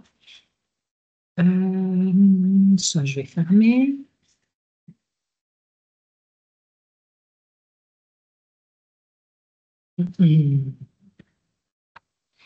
Alors, cette plateforme, j'ai fait des flyers où on a un QR code pour y accéder direct. Mais si vous n'avez pas le papier avec vous, il suffit d'aller sur le site internet de Lumos. Vous allez dans Menu et vous cliquez « Vous êtes alumni ». D'accord? En fait, je vous montre le chemin le plus court. Il y a d'autres moyens, mais c'est le chemin le plus court. Alumni. Donc, c'est si vous voulez, la page où on essaye de mettre le maximum d'infos. Et ici, il y a le lien populaire, la plateforme. D'accord? Vous cliquez dessus. Je ne sais pas si je vais pouvoir... Voilà. Alors, moi, évidemment, je vais vous montrer... Je vais me déconnecter parce que là, je suis en... Voilà. Vous allez tomber sur ça. Et là, il est en anglais, mais il est marqué que vous pouvez vous connecter avec vos identifiants Lumos. Vous avez tous votre adresse Lumos. Alors, le plus simple, c'est matricule@lumos.ac.be. Puis, vous mettez le même mot de passe que vous utilisez pour Google, pour la boîte de réception, etc. D'accord? Une fois que vous êtes identifié, moi, il va s'identifier direct parce que je suis déjà ouvert avec toutes mes applications. Et là, évidemment, je me mets en front office. Vous allez arriver sur cette page. C'est votre page d'accueil. Alors, il y a toutes vos infos sur le service Info. Et puis, ça va être modifié en fonction de ce que vous avez et de ce qui correspond à votre profil, puisque quand vous allez vous inscrire, il va vous demander de remplir certains critères. Donc déjà, vous êtes de la FPSE, en sciences psycho, etc. Vous êtes en bac, en master, etc. Voilà. Et puis, ici, par exemple, il y a les offres de stage, entre autres. Donc, dans les modules offres, il y a des offres qui sont diffusées par nous pour Lumos et pour d'autres entreprises ou organisations. Mais il y a aussi des offres qui sont diffusées par des entreprises qui payent la société Job Teaser pour multidiffuser leurs offres. D'accord? Il y a des offres de job étudiants, de stage, d'emploi. Donc, il y a de tout. Donc, qu'est-ce qu'on fait? Contrat, stage. Alors, évidemment, il va vous mettre 15 000, mais il n'y en a pas 15 000 qui vous concernent. Ce que vous pouvez faire, par exemple, si vous voulez travailler qu'en Belgique, vous mettez Belgique, ici. Et dans les filtres, vous pouvez mettre ici, tout en bas, les filtres vous concernant. Donc, par exemple, alors je recherche sciences de l'éducation, sciences psychologie. Voilà, il y en a 4 ici. Vous voyez le chiffre, il y en a 4. Là, il y en a 8. Donc, on va faire les deux. Et alors, pourquoi les deux? Parce que quand on met le domaine sciences psychologie et sciences de l'éducation, c'est vraiment de la psychologie et de la science de l'éducation. Mais FPSE, quand on tag FPSE sur certaines offres, c'est parce que certaines fonctions qui ne sont pas de la psychologie, enfin, d'être psychologue particulièrement, utilisent des connaissances et des compétences que vous avez, vous, en ayant fait vos études à la psycho. Alors ici, on en a 4 parce qu'on a mis des tags, d'accord? Et donc, les tags, ça n'est pas mis sur les offres multidiffusées, etc. Donc, ici, par exemple, là, c'est pour la RH. Bon, là. Ici, c'est des programmes. Alors là, il faut quand même vérifier si les stages correspondent à ce que vous devez faire comme stage réellement, hein, si les objectifs des stages sont bons. Là, c'est faire des stages à Ghana, etc. Là, des missions humanitaires, etc. Alors, si on ne met pas les tags, donc je vais tout effacer, je vais quand même appliquer. Là, ce sera stage et je vais mettre psychologie. Voilà, on en a déjà 184. Et voilà, vous cherchez, tiens, voilà, au Grand Hôpital de Charleroi, ah, il y a un stage en psychologie. Stagiaire RH pour NLMK. Ici, là aussi, là, probablement, ah, ben, c'est en Hollande, donc Pays-Bas, donc pour voir si vous parlez néerlandais. Ici, BASF, mais c'est en Allemagne. Le groupe Elora. Ici, Dualis à Paris qui cherche un stage chargé de recrutement, etc. D'accord? Donc voilà. Alors évidemment, ce n'est pas le seul endroit où vous pouvez trouver des stages. D'accord? Oui.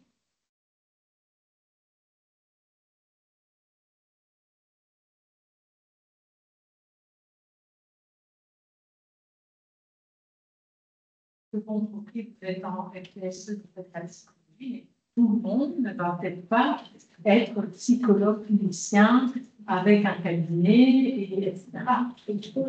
Oui, après, c'est en fonction des offres qui arrivent et qui sont. D'accord.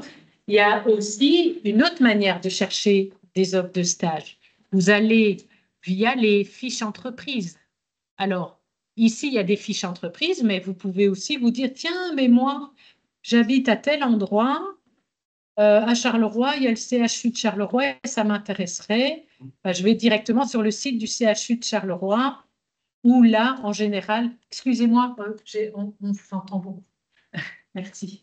Où là, on peut trouver la procédure pour déposer ses candidatures de stage ou même des offres de stage. Et bien souvent, que ce soit les hôpitaux, si vous êtes intéressé par les hôpitaux, que ce soit les centres, alors, comment on appelle encore, style les marronniers, etc., ces centres. Voilà. N'arrive plus, voilà. Eh bien, pareil, ils ont aussi des pages spécifiques. Et donc là, si vous passez par la plateforme, bien là aussi, imaginons, voilà, justement, CHU, Charleroi, normalement, ils ont une fiche. Je ne sais pas. Voilà, ville de Grand Hôpital de Charleroi.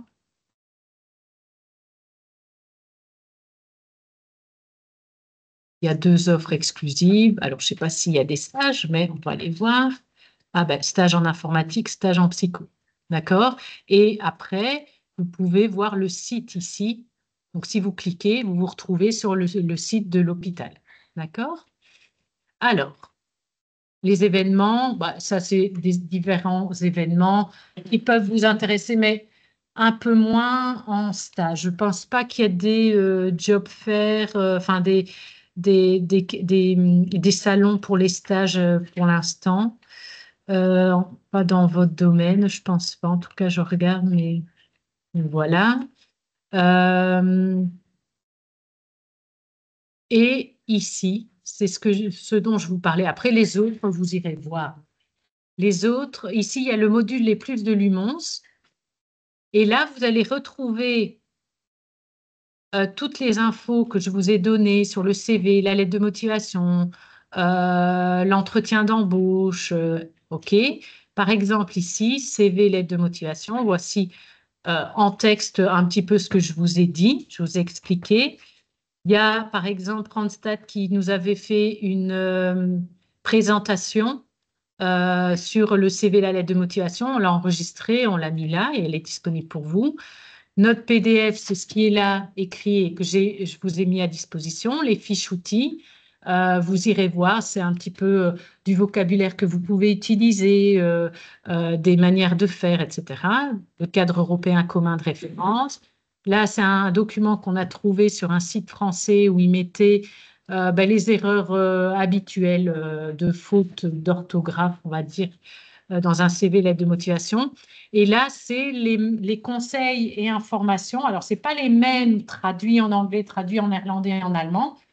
J'avais une collègue qui est pensionnée maintenant, qui a été voir, par exemple, en Angleterre, quels sont les codes à adopter pour faire un CV, une lettre de motivation, un entretien d'embauche.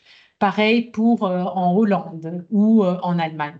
Donc, c'est vraiment adapté en fonction du pays. D'accord? Donc, voilà. Donc, vous pouvez y trouver pas mal de choses.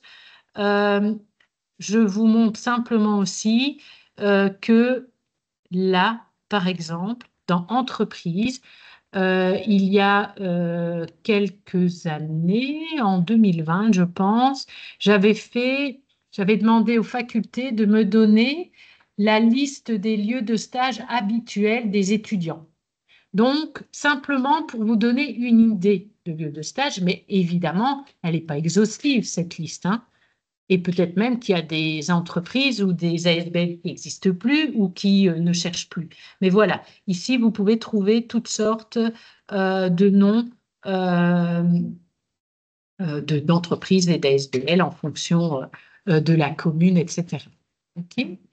Donc, voilà, ça, je vais ici faire ça aussi. Voilà, qu'est-ce que je pourrais vous montrer? Ici aussi dans métier, et ça c'est un petit plus, on a mis un catalogue avec des interviews d'anciens diplômés de la psycho et de sciences de l'éducation qui, je vais essayer d'agrandir, qui ont répondu à une série de questions sur leur métier. Ça peut être intéressant à lire si vous voulez pouvoir un peu comprendre quelle est peut-être quelles sont les missions, les difficultés, les responsabilités qui sont demandées dans, par exemple, ici, on a 3 psychologues qui ont parlé de leur métier. Voilà. Donc, c'est peut-être une idée aussi, et au moins, vous pouvez aussi vous situer. Par contre, par exemple, M. Hauser, il a fait discours, il est consultant RH. Là, je pense qu'Aline Prénom, elle est aussi psychologue, elle est dans autre chose. Elle a fait autre chose. Pour dire qu'on peut faire un peu de tout. Parce que finalement, oui, la plupart d'entre vous voulez travailler en tant que psychologue clinicien. Vous savez exactement ce que vous voulez faire, vous voulez voir des patients, etc. Et certaines personnes, soit juste après leur diplôme, soit après des différentes expériences, se disent finalement, non. Aider des patients directement, ça ne va pas, je vais faire autre chose. Et vous avez finalement, avec votre diplôme, une carte de visite comme quoi vous avez fait un master, que vous avez acquis des compétences de raisonnement, de logique, d'esprit critique, etc., que vous pouvez mettre en pratique dans des emplois qui n'ont peut-être rien à voir avec la psychologie pure. Voilà. Voilà, je pense que là, je peux fermer. Voilà. Est-ce que vous avez des questions?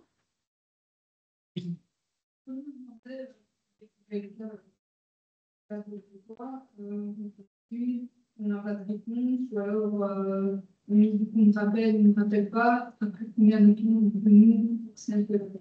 Alors, la première chose, c'est déjà à l'entretien, vous pouvez éventuellement demander, dire, tiens, ben, donc si j'ai pas de nouvelles dans un mois, est-ce que je peux rappeler qui?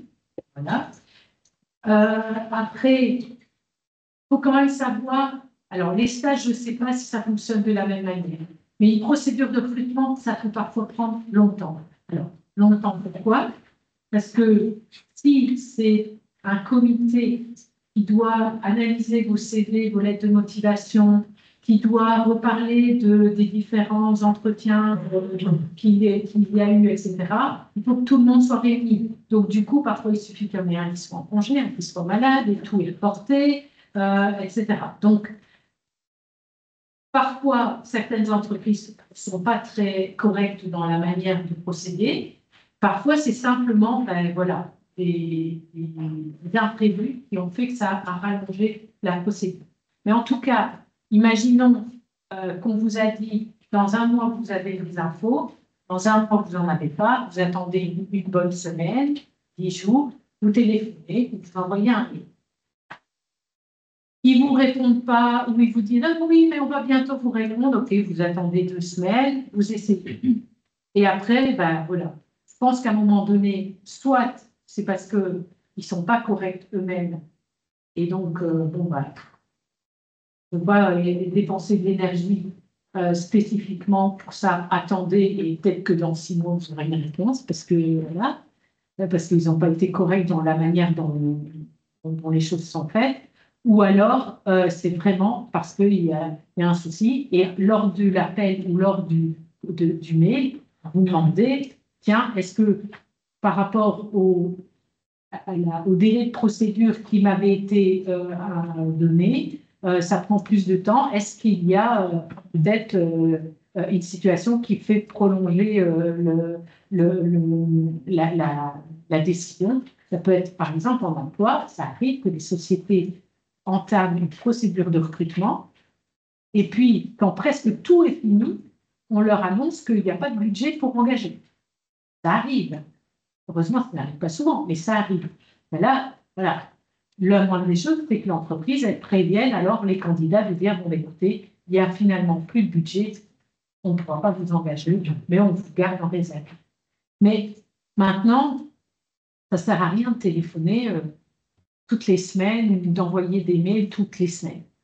Si vous n'avez pas de retour, c'est pour ça que peut-être parfois par téléphone, c'est mieux parce qu'on a directement quelqu'un qui est obligé de nous répondre, que par mail, ben, voilà, si la personne n'a pas envie de vous répondre, elle ne répondra pas. Mais si vous voyez que malgré tout les coups de téléphone, après 15 jours, après un mois, vous n'avez toujours rien, laissez et concentrez-vous sur autre chose. Ça arrive, hein, ça, de toute façon. Des gens discriminants, pas respectueux, qui... Voilà, il y en aura toujours. Il y en aura toujours. OK. Est-ce qu'il y a d'autres questions ou d'autres remarques ou d'autres partages d'expérience peut-être?